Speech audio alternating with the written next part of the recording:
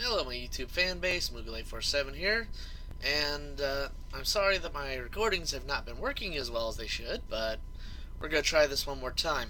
Now, um, this was supposed to be out on Thursday, but stuff happens. So, we are actually going to be talking about the Metroid Trilogy, which is Metroid on the NES, Metroid II: Return of Samus on the Game Boy Advance, or the Game Boy, rather, not Game Boy Advance yet. That's another few years. And then Super Metroid on the Super Nintendo. Now, some important things to note about these games. It was revealed by the end of the first game, Samus is a woman. So it is a woman in a suit running around shooting monsters. That to me is already awesome. So, beyond that, let's see what else we got here. Now, one thing I will say about the original Metroid was revolutionary. I mean, now granted, Legend of Zelda also came out, I do believe, in the same year, if not a year before, and they did have a little more open world feel. This still has like a lot of open world backtracking exploration, but it allowed you to go up and try to find all these different power-ups, like missiles or like even beams that you could use. Granted, the beams you had to go back over to one of the other spots to get another one, because you could only hold one beam at a time outside of the long beam. Because the long beam made it so that your beam goes from half screen to the whole thing. So, kind of some good advances. Now, they also made it because they couldn't get the character's animation for ducking to work real well. So what they ended up deciding to do was make it so that she would change into a ball. So she could go under small areas, also lay bombs if she needs to, which are slightly more powerful than the beam. Now, they also added high jump boots so she could jump higher, and even a Various suit, so that way she could actually take heat as well as be able to run through some lava pits, and also take half damage. So it was a really good idea. Now, that being said, we also had some other features, like the fact that you had two bosses to beat and multiple caverns you were running through, and all to fight the ultimate boss, Mother Brain, which literally is a brain in a jar, but she's shooting fire rings and acid shots at you. Yeah, this thing's dangerous. But you go through the heart of Planet Zebes, which is the planet you're on, by yourself, killing all these enemies because you're a bounty hunter. That's awesome. Then you go to Metroid II: Return of Samus, where now Samus is running around a planet called SR388, which happens to be the Metroid homeworld. And the Metroids, I should point out, are these little amoeba things with little claws on the bottom, and they will latch onto you and drain your health. Which, especially in the first game, you could have up to 99 health, plus however many energy tanks to give you another 100 health. But with with the original Metroid, whenever you died, you went back to 30. 30. And with that 30, that did not include the other energy tanks. You were at 30 health, meaning you had to go up and grind to get all your energy back. Yeah, that was a pain in the ass. Now, Metroid 2, they fixed that. They also added a save point system as opposed to the password system. However, the cool thing is you could type in Justin Bailey in the first one and make it so that Samus is running around in a one-piece suit without the rest of the suit. And that was pretty freaking awesome, actually. But with Metroid 2, they made it so that you were going through killing... You had like so many Metroids that would show up on this counter, and you had to beat all of them. But what was nice was you actually got to see the whole life cycle of a Metroid. as as it goes from that amoeba claw thing to some other type of floaty creature, and then a floaty creature with like nasty little claws on the bottom of it, and could also shoot electricity out. And then you had ones that were called like gammas and omegas or something like that, or alphas and omegas, which started, being like creatures that could actually run around, jump around, or fly around a little bit.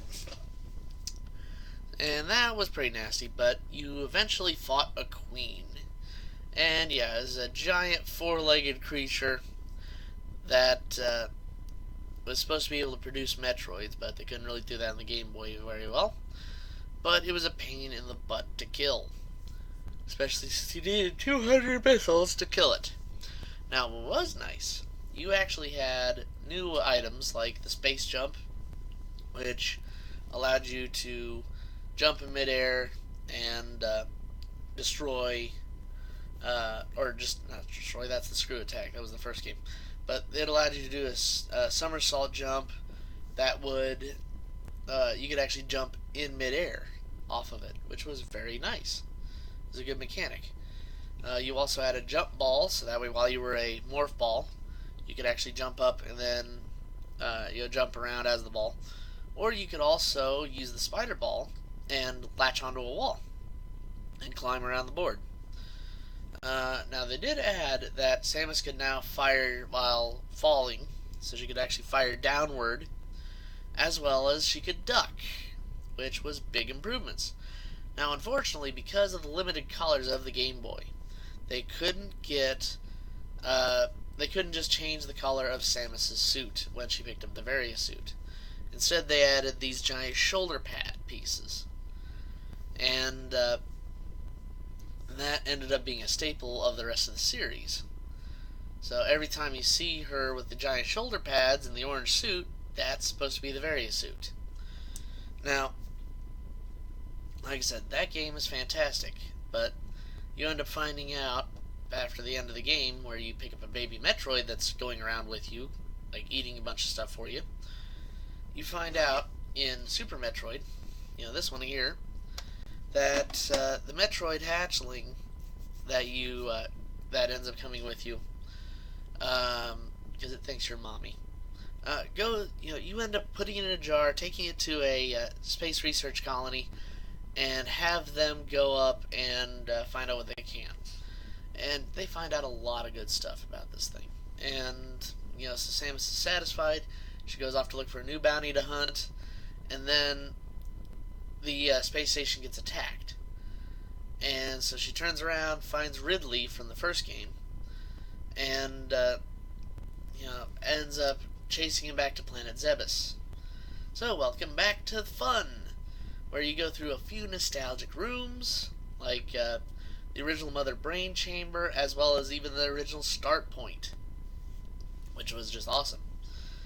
But and yes, Morph Ball is back off to the left screen, So, but you end up they added like a bunch more stuff to this game, like the fact that they made it so that Samus's sprite actually has a left side and a right side. So that way you don't just have like, oh yes, well this is here for her shooting, and then when she switches over it looks like she's just done this, so she's now shooting this way. Nope, now it's here or here. So you actually got like a full range of motion. I mean, she had, I think they said like 32 different sprite animations. And I mean, this is just because the way they did the sprites back then was you would just take a picture and make it so that when you moved, it was that the game was then flipping out pictures fast enough that it looked like full motion. I mean, this is how they've been doing it since the beginning of everything, or the beginning of most games, except for Pong. But with Metroid, that's how they did it. And with Super Metroid, they did it the same. They still had the save points. And they also added mechanics like a gravity suit, so that way you could run through water at normal speed, or the fact that your beams actually can stack. And what I mean by this, you can have your wave beam and ice beam, as well as your spacer or plasma beam, and they all are working together. And this was this was beautiful. They also added a speed booster so she could run faster, which led to her learning a move called the Shine Spark, where she could take the energy that she's been generating by running, put it into her boots, and then jump in a direction, either up or forward. And got a cool pose for both of those. And that was always a real nice way to get around. You also added a grapple beam, so that way you could grapple onto certain blocks or block points to swing places, or you could even use it to grab items that enemies have left, but you don't want to jump for. So that's always a good thing. It also could kill some enemies. You also had, or then one of the last ones they really added, was an X-ray visor to make it seem like, not only is the suit there to cover her, but it also has a lot more mechanical features that you wouldn't think of. But this game absolutely was so well put together that a lot of gamers to this day still consider that game to be the pinnacle of Metroid. I mean, even though the Metroid Prime trilogy was really well done, Super Metroid is the one. And funny thing is, that was the first Metroid I played when I was a kid. And it was just because I heard my brother talking about it, and I said, okay, I'll try it out. And absolutely, it was fantastic. Loved it. But, like I said, overall, the Metroid series is really good, and I suggest that you guys try them out. If you've got a Wii U or a Wii, you can get Metroid and Super Metroid on the Virtual Console. And if you got the 3DS, especially here after this Thursday here in America, we will have Metroid, Super Metroid, or Metroid II, Return of Samus, and Super Metroid all on the Virtual Console. Of course, with me, I've also got the fourth game, Metroid Fusion, but I'm not talking about that one today. That one's a later one, but also recommend that one. Anyway, so, and I will talk about the Metroid Prime trilogy sometime, as well as some point I will talk about Other M. I do not own a copy of that one, but that one will be my impressions of it, or my impression review of it, because I have already played through it, I've already beaten it, and we will talk about that one. Because as much as the Metroid Pinball and even the Metroid Prime Hunters are kind of the black sheep of the series, that one was the Philips CDI of Metroid games. So, the extreme black sheep. Anyway, so that's all I've really got to say about all this, guys. So I will try to make sure that I've got game reviews ready by Thursdays, and that way, I'm doing recordings two times a week.